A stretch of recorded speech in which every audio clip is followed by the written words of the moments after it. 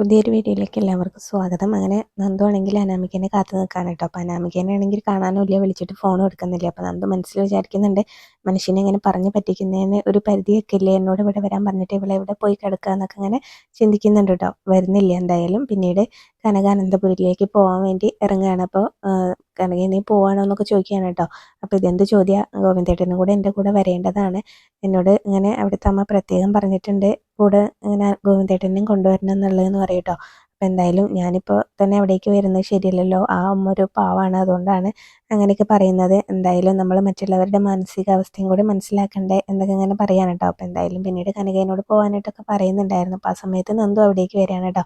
നന്ദുവിൻ്റെ വണ്ടീൻ്റെ ഹോൺ കേൾക്കുന്ന സമയത്ത് തന്നെ നന്ദൂട്ടൻ വന്നല്ലോ എന്ന് പറയാണ്. എന്നിട്ട് രണ്ടുപേരും എണീറ്റ് അങ്ങ് നോക്കുകയാണ് കേട്ടോ. എന്താ മോളെ നീ പോകുന്നതെന്ന് ചോദിക്കുകയും ചെയ്യുന്നുണ്ടായിരുന്നു.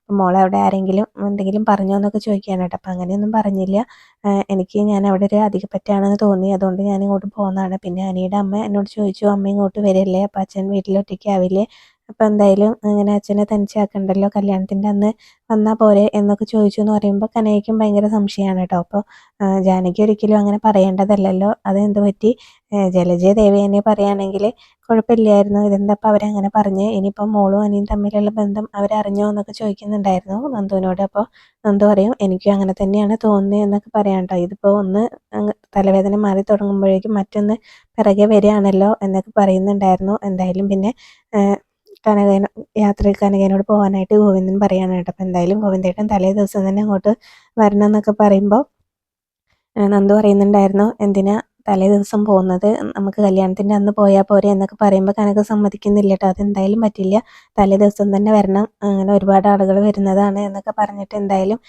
ഞാൻ ഇറങ്ങുകയാണെന്ന് പറഞ്ഞിട്ട് അവരോട് തലേ ദിവസം തന്നെ വരണം എന്നൊക്കെ പറഞ്ഞ് പിന്നെ അവിടെ നിന്ന് അങ്ങ് പോവാണ് കേട്ടോ കനക. പിന്നീട് നന്ദുവിനോടാണെങ്കിലും ഗോവിന്ദൻ ഇങ്ങനെ ചോദിക്കുന്നുണ്ടായിരുന്നു കേട്ടോ, അവിടെ മറ്റെന്തെങ്കിലും പ്രശ്നം ഉണ്ടോ എന്നൊക്കെ. അപ്പോൾ എന്തായാലും ഞാൻ അവിടെ നിൽക്കുന്നത് ശരിയല്ല, ഒരു അധികപ്പറ്റാണെന്ന് തോന്നി, അപ്പോൾ ഞാൻ ഇങ്ങോട്ട് പോകുന്നതാണെന്നൊക്കെ വീണ്ടും പറയുന്നുണ്ടായിരുന്നു. പിന്നീട് കനകയും ഗോവിന്ദനും ഒക്കെ സംസാരിക്കുന്ന സമയത്ത് തന്നെ നന്ദു അങ്ങനെ പറഞ്ഞ സമയത്ത് ഇങ്ങനെ പറയുന്നുണ്ടായിരുന്നു, നയനമോൾക്ക് എപ്പോഴും സപ്പോർട്ടായിട്ട് നിൽക്കുന്നത് ജാനകിയാണല്ലോ എന്നൊക്കെ ഇങ്ങനെ അവർ പറയുകയും ചെയ്യുന്നുണ്ടായിരുന്നു കേട്ടോ. പിന്നെ നന്ദു റൂമിൽ ചെന്നിരുന്നിട്ട് ഇങ്ങനെ ആലോചിക്കുകയാണ്, എന്നാലും എന്തിനായിരിക്കും അനാമിക കാണണം എന്ന് പറഞ്ഞ് ഒന്നും മനസ്സിലാവുന്നില്ലല്ലോ എന്നൊക്കെ ഇങ്ങനെ ഓർക്കുകയും ചെയ്യുന്നുണ്ടായിരുന്നു. പിന്നീട് അനാമികേനെ വിളിച്ചിട്ട് എത്രയായിട്ടും ഇങ്ങനെ കോള് കിട്ടുന്നില്ല കേട്ടോ. ആ സമയത്ത് അവർക്കും ഭയങ്കര ടെൻഷനാവുന്നുണ്ട്, അനാമികയുടെ അച്ഛനും അമ്മയ്ക്കും ഒക്കെ. അപ്പോൾ എന്തായാലും ഇങ്ങനെ ബ്യൂട്ടി പാർലർക്ക് പോകാമെന്ന് പറഞ്ഞിട്ടാണ് കേട്ടോ അനാമിക അവിടെ നിന്ന് പോയിട്ടുണ്ടാവുക. അപ്പോൾ എന്തായാലും വിളിച്ചിട്ട് ഫോൺ എടുക്കുന്നില്ല. ഇനിയിപ്പോൾ നമ്മളോട് ഒരുമിച്ച് ഇങ്ങനെ 1-2 സ്ഥലത്ത് കല്യാണം വിളിക്കാൻ പോവാം എന്നൊക്കെ പറഞ്ഞതല്ലേ, പിന്നെ ഒരുമിച്ച് ഫുഡ് കഴിക്കാനും പുറത്ത് പോകാമെന്ന് പറഞ്ഞു, എന്നിട്ടും കാണുന്നില്ലല്ലോ എന്നൊക്കെ പറഞ്ഞിട്ട് ഇങ്ങനെ വീണ്ടും വിളിച്ച് നോക്കാൻ പറയുന്നുണ്ടായിരുന്നു. അപ്പോഴും ഇങ്ങനെ റിങ് ഉണ്ട്, എടുക്കുന്നില്ല എന്ന് പറയാണ് കേട്ടോ. ഇനിയിപ്പോൾ ഫ്രണ്ട്സിൻ്റെ കൂടെ എങ്ങാനും ഇങ്ങനെ കറങ്ങാൻ പോയതാണോ എന്നൊക്കെ പറയുമ്പോൾ അങ്ങനെയാണെങ്കിൽ അവൾ പറഞ്ഞേനെ എന്നൊക്കെ ഇങ്ങനെ അമ്മ പറയുന്നുണ്ടായിരുന്നു. എന്തായാലും വിളിച്ചിട്ട് കിട്ടുന്നില്ല, അപ്പോൾ ഭയങ്കര ടെൻഷൻ ആവുന്നുണ്ടായിരുന്നു കേട്ടോ. എന്തായാലും നീ ഇടയ്ക്കൊന്ന് വിളിച്ച് നോക്കുന്നത് ഇങ്ങനെ പറയണം. പിന്നീട് എന്തായാലും കല്യാണമൊക്കെ അടുത്തതല്ലേ, ഇനിയിപ്പോൾ ഇവിടെ എവിടെ പോയി കിടക്കുകയാണോ, ഈ കല്യാണം ഒന്ന് കഴിഞ്ഞാൽ സമാധാനമായിരുന്നേനെ, എന്തായാലും അനീനെ വിട്ട് കളയരുത് എന്നൊക്കെ ഞാൻ അവളോട് ഇങ്ങനെ ഒരുപാട് തവണ പറയുന്നുണ്ട് എന്നൊക്കെ അങ്ങനെ അച്ഛൻ പറയാണ് കേട്ടോ. ഇനിയിപ്പോൾ കല്യാണം കഴിഞ്ഞ് കുറച്ച് കഴിഞ്ഞാലും ഇനിയിപ്പോൾ ബന്ധം പിരിഞ്ഞാലും നമുക്ക് വലിയ കേടുപാടൊന്നും ഉണ്ടാവില്ല, എന്തായാലും നമുക്ക് ഇങ്ങനെ അവരിങ്ങനെ പറയുന്ന കോമ്പൻസേഷൻ തരേണ്ടി വരും എന്നൊക്കെ പറയാണ്. കല്യാണം കഴിഞ്ഞാൽ പിന്നെ അങ്ങനെ കടക്കാരൊക്കെ കുറച്ച് സമയം ഇങ്ങനെ പിടിച്ചു വെക്കാം എന്നൊക്കെ ഇങ്ങനെ പറയുന്നുണ്ടായിരുന്നു കേട്ടോ. അപ്പോൾ എന്തോ വലിയ കടങ്ങളൊക്കെ ഉള്ള ആളാണ്, അങ്ങനെ അനന്തപുരിക്കാർ വിചാരിക്കുന്ന പോലെ വലിയ പണക്കാരൊന്നല്ല എന്ന് തോന്നുന്നുണ്ട്. അപ്പോൾ എന്തായാലും എന്തോ ഒരു ചതി അതിൻ്റെ ഉള്ളിലുണ്ട്. അപ്പോൾ അതൊക്കെ ഇങ്ങനെ സംസാരിക്കുന്നുണ്ടായിരുന്നു. ഇനിയിപ്പോൾ കല്യാണം കഴിഞ്ഞ് ബന്ധം പിരിഞ്ഞാലും നമ്മുടെ മോൾക്കും നമുക്കും അത്ര കേടുപാടൊന്നും പറ്റില്ല എന്നുള്ള രീതിയിലൊക്കെ സംസാരിക്കാനുണ്ട്. അപ്പോൾ അമ്മ അങ്ങനെ അനാമികയുടെ അമ്മ പറയുന്നുണ്ടായിരുന്നു, അങ്ങനെയൊന്നും ചിന്തിക്കേണ്ട, അവർ നല്ല രീതിയിൽ മുന്നോട്ട് പോയിക്കോട്ടെ എന്ന് പറയാണ്. ബന്ധം പിരിയണം എന്നല്ല ഞാൻ പറഞ്ഞത്, എന്തായാലും ഇനിയിപ്പോൾ ബന്ധം പിരിയുകയാണെങ്കിലും നമുക്ക് വലിയ കേടുപാടൊന്നും സംഭവിക്കില്ല, എന്തായാലും ഒരു 101 പവനൊക്കെ ഉണ്ടാക്കിയിട്ട് എന്തായാലും കല്യാണം നടത്തണം എന്നൊക്കെ ഇങ്ങനെ പറയുകയും ചെയ്യുന്നുണ്ടായിരുന്നു കേട്ടോ.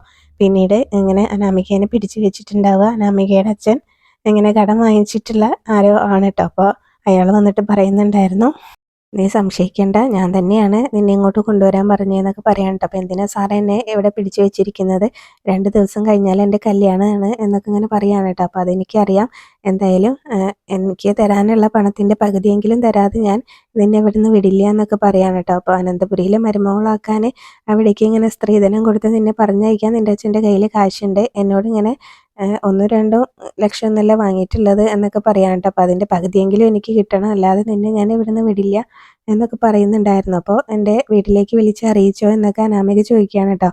അതൊക്കെ ഞാൻ അറിയിച്ചോളാം എന്നൊക്കെ പറയുകയും ചെയ്യുന്നുണ്ടായിരുന്നു. എന്തായാലും ഇത് പോലീസ് കേസാകുമല്ലോ, നീ അനന്തപുരിയിലെ മരുമോളാവാൻ പോവല്ലേ, അങ്ങനെ എല്ലാവരും അറിയട്ടെ കാര്യങ്ങൾ എന്നൊക്കെ പറയാണ് കേട്ടോ.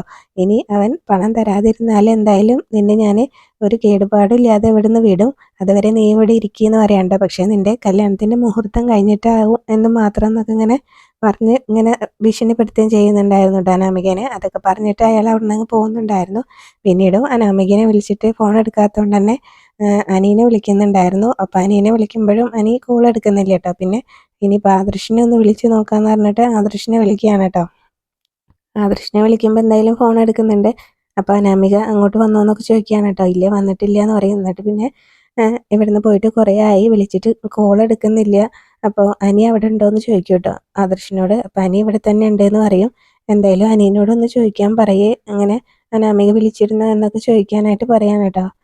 അപ്പോൾ ആദർശിനാണെങ്കിലും ആകെ ടെൻഷനൊക്കെ ആവുന്നുണ്ട്. ആദർശ് പറയുന്നുണ്ടായിരുന്നു ചിലപ്പോൾ ഫ്രണ്ട്സിൻ്റെ കൂടെ പോയതാവും എന്നൊക്കെ പറയുന്നുണ്ടായിരുന്നു. പിന്നീട് നയന അവിടേക്ക് ആദർശിന് ചായയും കൊണ്ടുവരുമ്പോൾ നയനയോടും കാര്യം പറയാണ് കേട്ടോ. അനാമിക കുറേ സമയമായി അവിടുന്ന് പോന്നിട്ട് വിളിച്ചിട്ട് കിട്ടുന്നില്ല എന്നാണ് പറയുന്നതെന്ന് ഇങ്ങനെ പറയാണ് കേട്ടോ. പിന്നെ എവിടെ പോയതായി കല്യാണം അടുത്ത സമയത്ത് എന്നൊക്കെ നയനയ്ക്കും ഭയങ്കര ടെൻഷൻ ആവുന്നുണ്ടായിരുന്നു. അപ്പോൾ ആ സമയത്ത് അനി അതിലൂടെ വരുമ്പോൾ അനിയനോട് ചോദിക്കുന്നുണ്ടായിരുന്നു കേട്ടോ, അനാമിക നിന്നെ വിളിക്കുകയോ മറ്റോ ചെയ്തോ എന്ന് ചോദിക്കും. എന്നെ വിളിച്ചിട്ടില്ല എന്തായിട്ടാന്ന് ചോദിക്കും കേട്ടോ. അപ്പോൾ അല്ല, അവളെ കുറേ സമയമായിട്ട് വിളിച്ചിട്ട് കിട്ടുന്നില്ല എന്നൊക്കെയാണ് പറയുന്നതെന്ന് പറയുമ്പോൾ എനിക്ക് വലിയ താല്പര്യമൊന്നും ഇല്ലാതെ അനി പറയുന്നുണ്ടായിരുന്നു. അവൾ എവിടെയെങ്കിലുമൊക്കെ കറങ്ങി നടക്കുന്നുണ്ടാവും എന്ന് പറയാണ് കേട്ടോ. എനിക്ക് വലിയ താല്പര്യമൊന്നുമില്ല. അപ്പോൾ ആദർശ് ചോദിക്കുന്നുണ്ടായിരുന്നു, നീ എന്താണ് അങ്ങനെയൊക്കെ സംസാരിക്കുന്നതെന്നൊക്കെ ഇങ്ങനെ ചോദിക്കും കേട്ടോ. അനിയും ചോദിക്കുന്നുണ്ടായിരുന്നു അങ്ങനെ. പിന്നീട് ആദർശാണെങ്കിലും അനിയനോട് ഇങ്ങനെ അനാമികയുടെ അച്ഛനൊന്ന് വിളിക്കാനായിട്ട് പറയുന്നുണ്ട്. അത് അവർക്ക് വലിയൊരു ആശ്വാസമാവും എന്നൊക്കെ ഇങ്ങനെ പറയാണ് കേട്ടോ.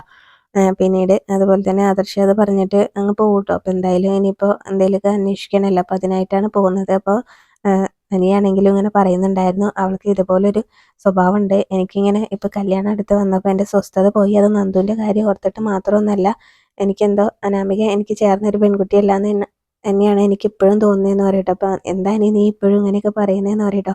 അല്ലെങ്കിൽ ഏട്ടത്തി നാളെ നോക്കിക്കോ, പൊന്നാണെന്ന് വിചാരിച്ച് കൂട്ടിക്കൊണ്ടുവരുന്നത് വെറും തുരുമ്പായിരിക്കും എന്നൊക്കെ പറഞ്ഞിട്ട് അനി അവിടെ നിന്ന് പോവാണ് കേട്ടോ. അപ്പം എന്തായാലും ആ സമയത്ത് ഞാനിങ്ങനെ അതിങ്ങനെ ചിന്തിച്ചുകൊണ്ട് നിൽക്കുകയാണ്.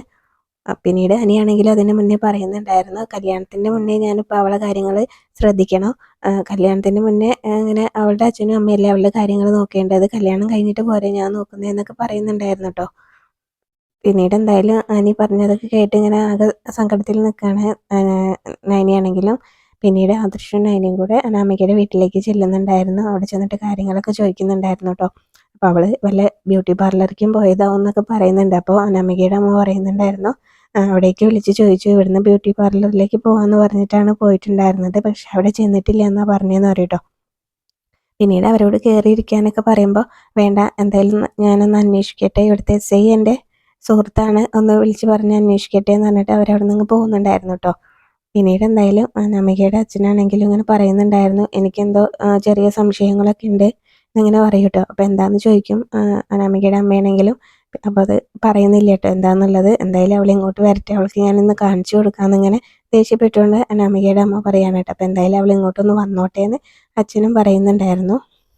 പിന്നീട് ആദർശും നയനയും കൂടെ നേരെ എസ് ഐയുടെ അടുത്തേക്കാണ് പോകുന്നത്. അങ്ങനെ എസ് ഐനെ കണ്ട് കാര്യങ്ങളൊക്കെ പറയുന്നുണ്ടായിരുന്നു. അപ്പോൾ എസ് ഐ പറയും, ഇന്ന് CM ഇതിലെ പോകുന്നുണ്ട്, അപ്പോൾ ഞങ്ങൾ കുറച്ച് തിരക്കിലാണ്, അത് കഴിഞ്ഞ് എന്തെങ്കിലുമൊക്കെ ചെയ്യാൻ പറ്റുള്ളൂ എന്നൊക്കെ ഇങ്ങനെ പറയാനായിട്ട്. അപ്പോൾ എന്തായാലും കല്യാണത്തിൻ്റെ കാര്യമൊക്കെ ഞാൻ സാറിനോട് പറഞ്ഞിട്ടുണ്ടായിരുന്നല്ലോ എന്നൊക്കെ ഇങ്ങനെ പറഞ്ഞ് കാര്യങ്ങളൊക്കെ പറയുകയാണ്. അപ്പോൾ അനാമിക കാറിലല്ലേ പോയത് എന്നൊക്കെ ചോദിക്കുന്നുണ്ടായിരുന്നു കേട്ടോ. പിന്നീട് അനാമികയുടെ നമ്പറൊക്കെ വാങ്ങിയിട്ട് സൈബർ സെല്ലിന് അയച്ചു കൊടുക്കുന്നുണ്ടായിരുന്നു. പിന്നെ കാറിൻ്റെ നമ്പർ ചോദിക്കുമ്പോൾ എന്തായാലും ആദർശിനെ അറിയില്ല.